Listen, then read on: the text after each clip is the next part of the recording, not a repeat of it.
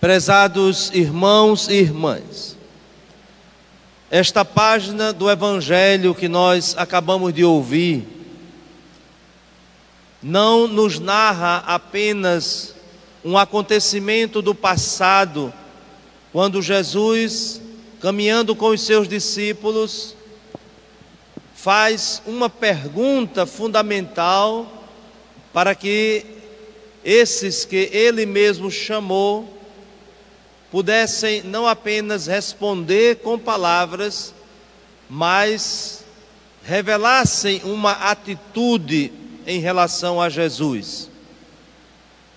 Então não estamos apenas diante de uma página do Evangelho que nos fala de algo do passado, mas esta página do Evangelho nos é apresentada como um desafio também para nós hoje.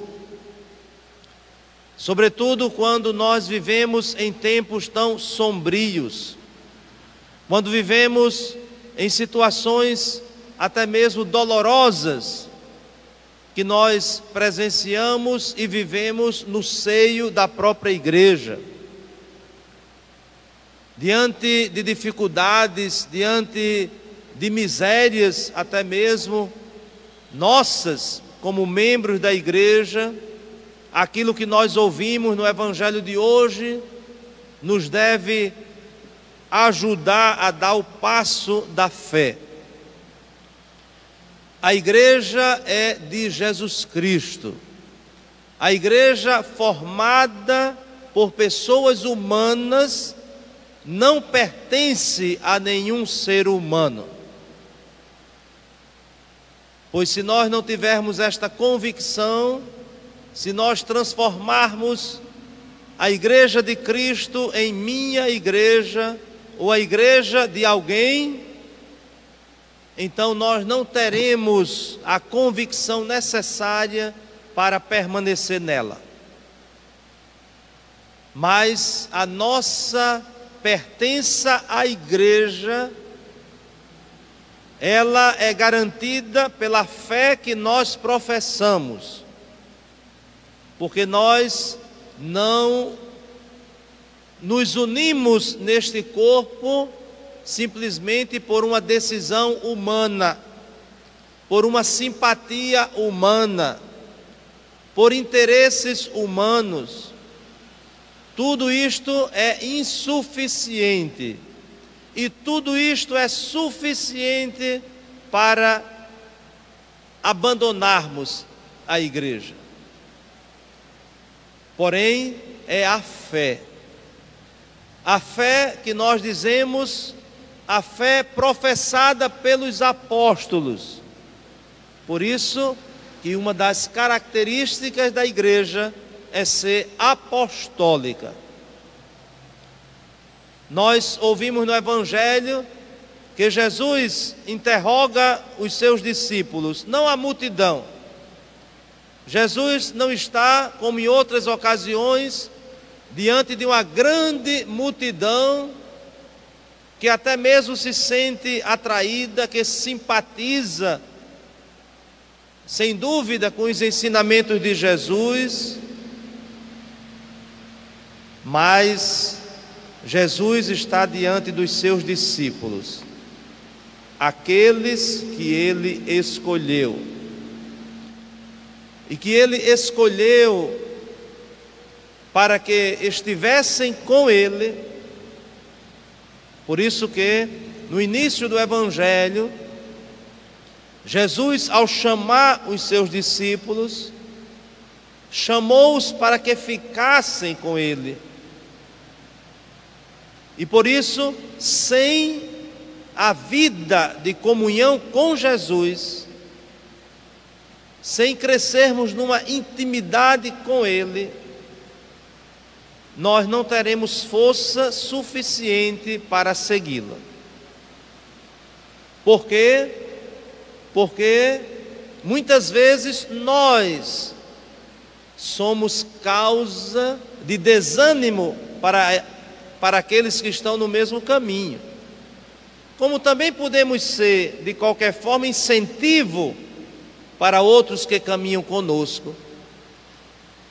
se quando somos incentivo, de fato nós ajudamos, mas quando nós desmotivamos, então estamos prestando um grande desserviço à igreja. Então Jesus faz essa pergunta fundamental àqueles que ele chamou, mais uma vez, não à multidão, mas àqueles que já estavam convivendo com ele, aqueles que já tinham compartilhado uma boa parte do caminho de Jesus. Então diríamos, não são alheios a tudo aquilo que presenciaram, a tudo aquilo que receberam de Jesus nos seus ensinamentos. E qual é a pergunta que Jesus faz?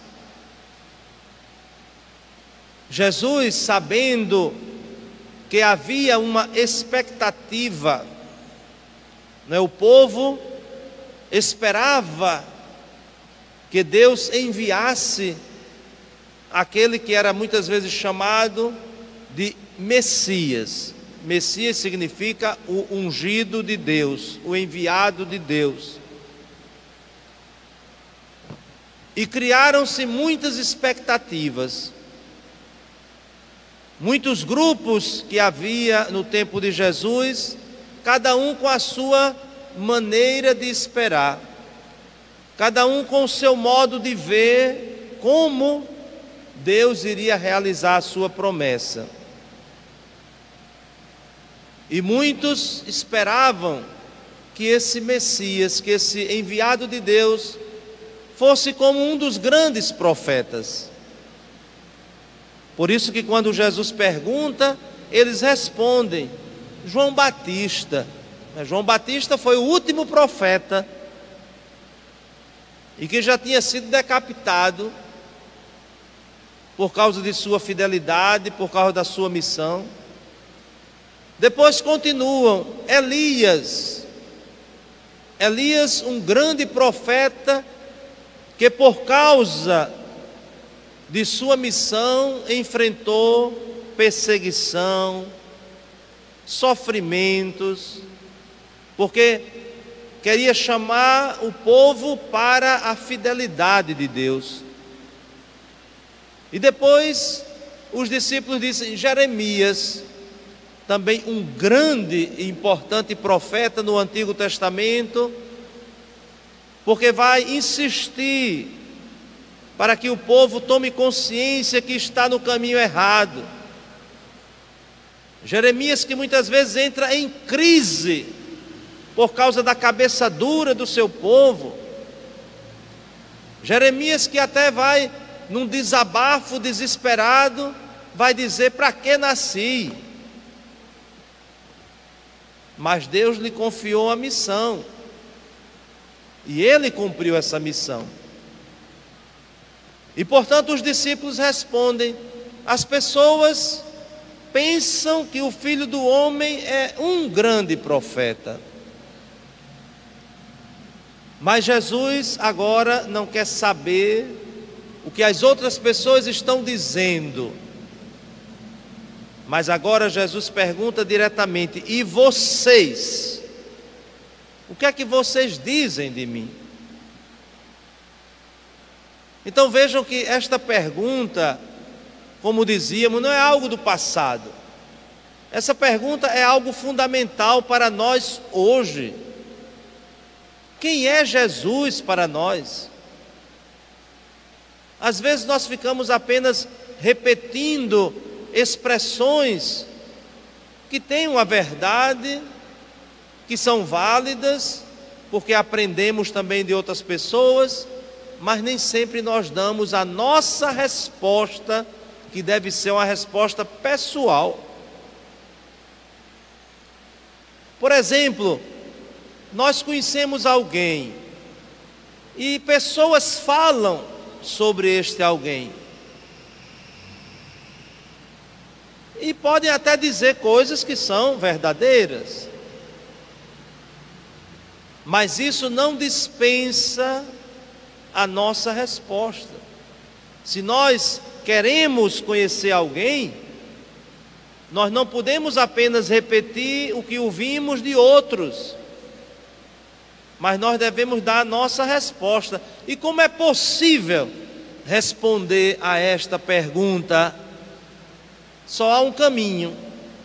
Eu só posso dizer algo sobre alguém se eu conhecer esta pessoa.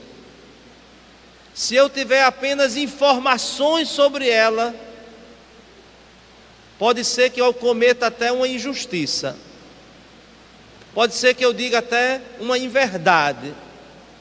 Mas é na convivência, é na proximidade, que de fato nós vamos poder, pelo menos, ensaiar uma tentativa de responder quem é aquela pessoa. E isso também é fundamental e necessário para a nossa vida de fé.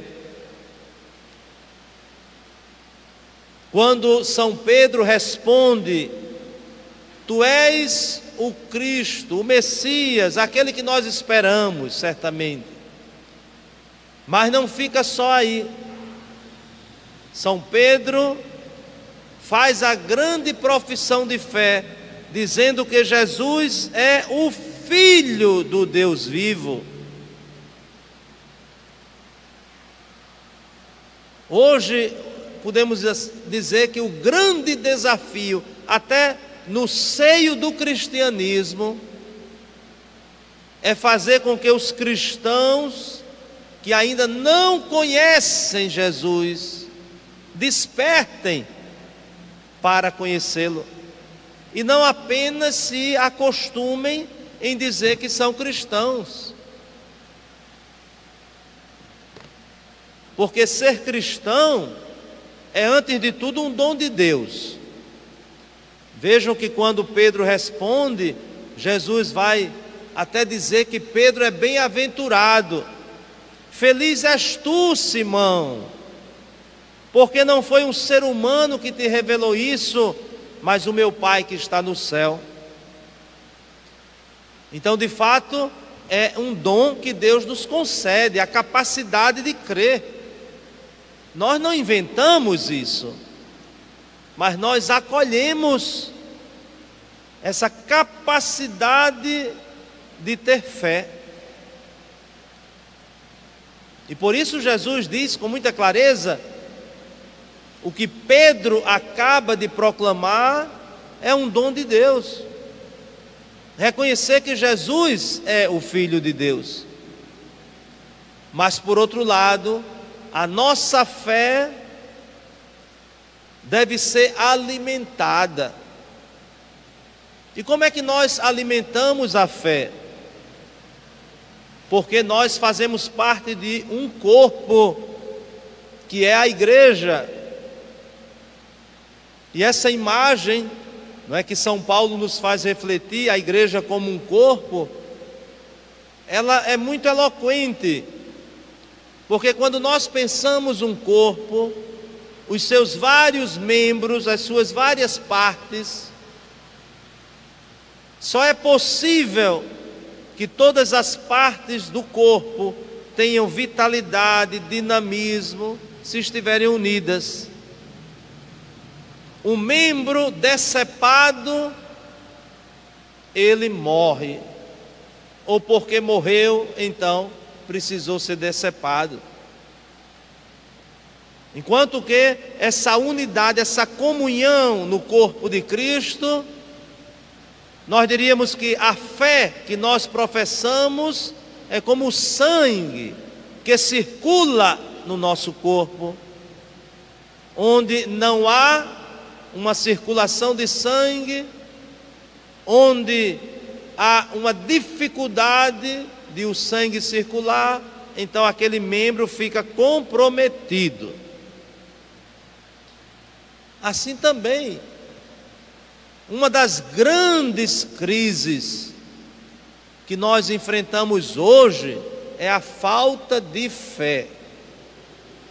Às vezes as pessoas dizem: porque há pouca gente para trabalhar, porque há pouca gente comprometida.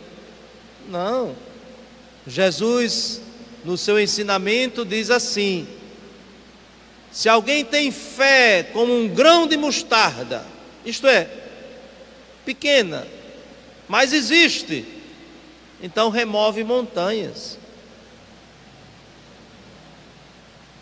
Então, o grande momento que nós passamos exige de nós uma fé firme. E não acreditar em qualquer coisa. A nossa fé em Jesus.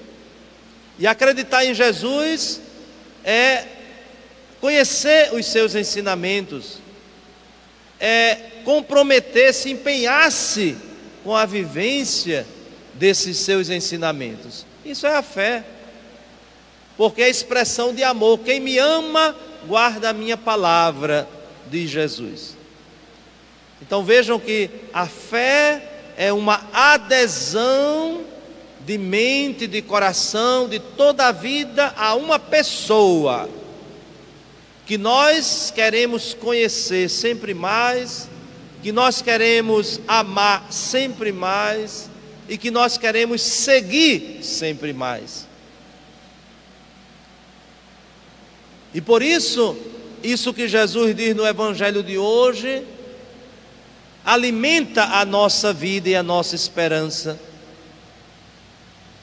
Como dizíamos no início, nesses tempos tão conturbados que nós vivemos, até mesmo no interior da igreja, quantas pessoas certamente já se perguntaram, mas como é possível?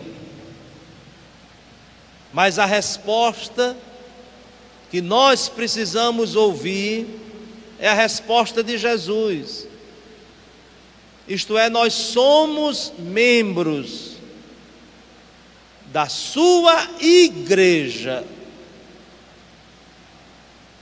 Então, se a igreja fosse de alguma criatura humana, ela já não existiria mais. Impossível, ao longo desses 2000 anos, se a igreja dependesse exclusivamente dos seus membros, ela não existiria mais. Mas a igreja, ela é de Jesus. E sem dúvida, uma das grandes provas que ela é de Cristo é porque ela existe. E por que ela existe? Porque a palavra de Jesus, ela é verdadeira. E o que é que Jesus diz? Tu és Pedro, e sobre esta pedra, que significa a fé professada de Pedro, edificarei a minha igreja. E as palavras são muito claras. E o poder do inferno nunca poderá vencê-la, nunca. Então, se nós, de fato, acreditarmos em Jesus, acreditaremos no que Ele diz. E se acreditamos naquilo que Ele diz, então nós sabemos que mesmo diante de dificuldades, de misérias, de infidelidade, de pecados dos membros da igreja, ela nunca deixou de ser de Jesus e nunca deixará de sê-lo, porque não depende de nós. Agora, claro, depende de nós, e é nossa missão a conversão permanente. Se somos membros de Cristo, precisamos viver como membros de Cristo. Mas é o desafio permanente. Então, caros irmãos e irmãs, peçamos ao Senhor esta graça, a graça da firme e sólida profissão de fé, que não se apoia em pessoas, mas que se fundamenta em Jesus e na sua palavra. E assim acolhendo este dom, que é o dom da fé vivida na igreja. Às vezes as pessoas dizem que não precisa igreja. Se a gente pensa assim, então a gente está rejeitando aquilo que foi o próprio desejo do Senhor.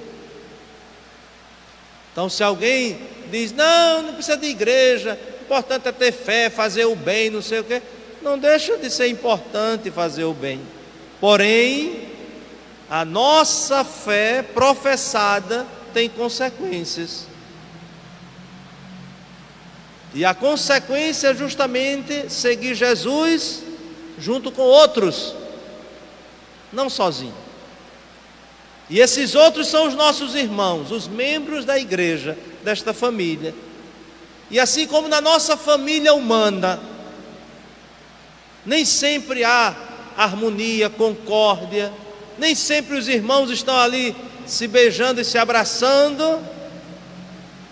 Assim também nós reconhecemos nessa nossa família, que é a igreja, mas não devemos desistir.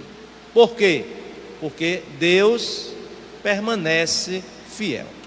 Louvado seja nosso Senhor Jesus Cristo.